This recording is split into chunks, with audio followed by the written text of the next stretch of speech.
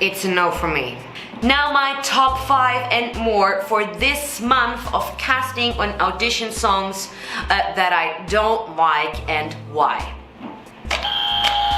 Let's start. Hello my beautiful friends and welcome back to my channel. My name is Tania React. I'm a certified vocal coach, drama teacher, studio owner here in Singapore and owner of this amazing beautiful channel, and I'm happy that you are clicking on this video. I hope that you subscribe. Don't forget to click on the notification bell, and if you're looking for singing lessons, then please check out the info box and look at my website.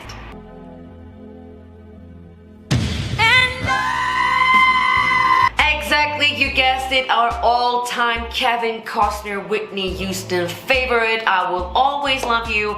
The amount of times I have heard this song in American Idol or any kind of competition is just insane. Now the problem is, if you are trying out the song, you should at least make it at the same standard that Whitney Houston is doing it, or even a bit better. Now the problem is with the average person that cannot hit those notes and doesn't have her range is, they doesn't have her range, obviously. Now they underestimate the whole effort that they have to do with those extremely high notes, belting it powerfully along the way, and so the song sometimes turns out to be a disaster.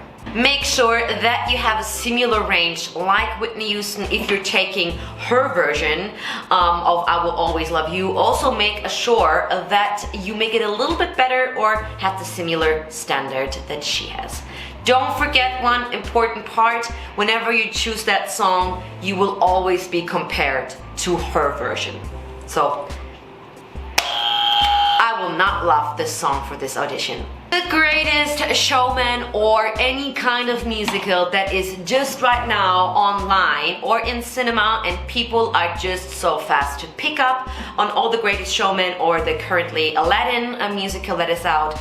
Now the problem is with Never Enough or This Is Me or Come Alive is that if you go to a casting for The Voice Kids, American Idol, X Factor, you most likely will compete with 100 other people that just choose Never Enough because it's brand new, it's out there, it's fresh. Well, not only is that song technically absolutely advanced, very hard to sing, but you can also imagine that if someone is taking a shot for that song, he's probably good at it. You are taking the risk of being forgotten pretty quickly because you just took a song that is fresh out there, and most likely a lot of people are going to take that song. Now the chances that they're gonna memorize you is just very, very low key.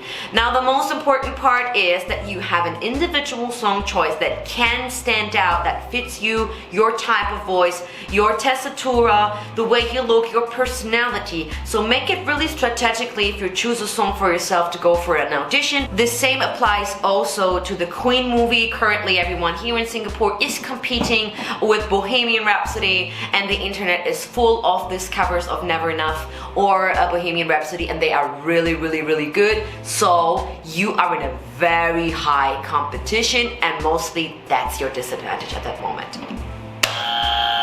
That's gonna be not enough for me. Now, I'm probably gonna get some hate because of that, but I think Ed Sheeran is not the best choice, and let me explain why. Hold on. So most of the time Ed Sheeran is quite comfortable for the male voice, but in terms of dynamic, in terms of kicking off at some point along the song, you will have problems there.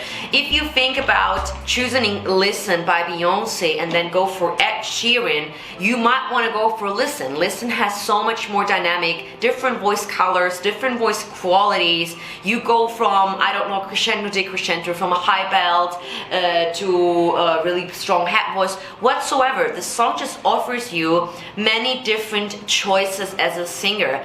You don't have those choices by Ed Sheeran. These are cool songs in a group with a guitar, you know, very low key, but they just stay on one pitch also. There is no differences in big pitches. The chords are very simple and plain, so don't really kicks off at some time. It's like 5 minutes, just one pitch. Also, I think they just don't have that drive that you would like to have, because in the end of the day, you're selling yourself, you're selling your product, your voice. You want to stand out, you want to transport sort of an energy. And I think if you go for Ed Sheeran, try to think about choosing songs that have a little bit more dynamic, that make you stand out. There's no fire for me here. Another all-time not favorite one is, yes guys, you probably almost guessed it, My Heart Will Go On. Also another song that it has been oversung over the decades now, 20 decades to go, I think so. Now imagine singing a song that is like 20 decades oversung in all kind of competitions. Okay, I think all of the songs have been oversung, but I want to say with My Heart Will Go On is the problems that we tackle here is you have the phrases, you have the chorus, you have the first line and chorus, and then you have that really difficult kick-off in the end. So you have this kind of mid part where it goes, you're here, there's nothing I fear. Now the problem is that she's belting it all out, but most of the average people that come here in my vocal lesson that try out the song, they will have difficulties towards the end. So there's a big problem of songs that might sound good in the first 2 minutes, but then when they're supposed to kick off and show your higher range, people have problems there. Now, the deal is that way. Choose a song where you can show your sweet spot, where you're comfortable with your range and where you not go beyond your range.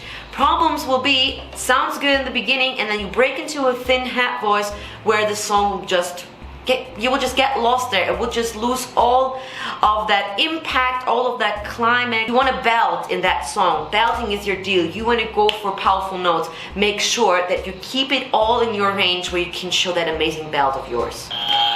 It's a no for me too, and I hope I could explain all of my reasons why I think you should be careful when choosing a song. There is a strategy behind choosing a song. Just don't go plainly for something that you like, because chances are that that song might not fit you, your voice type, your sweet spot, your range, your attitude, your personality, your storytelling, whatever. You know, you see that there's a lot of things. You want to make good and smart choices. You want to create dynamics, you want to leave an impact, you want to transport emotion, and you want to make sure that that you have the right fit for it. Now be careful with your song choices. If you're looking for some help for your casting or audition, don't hesitate to write me and book a lesson with me via Skype, and I hope that you enjoyed that new series of mine. If you want to see every month a series of top 5 audition or musical songs, casting songs that I don't like, leave it down in the comment section and let me know what was your worst casting audition song. I see you in my next video, and don't forget to watch now the 2 upcoming videos.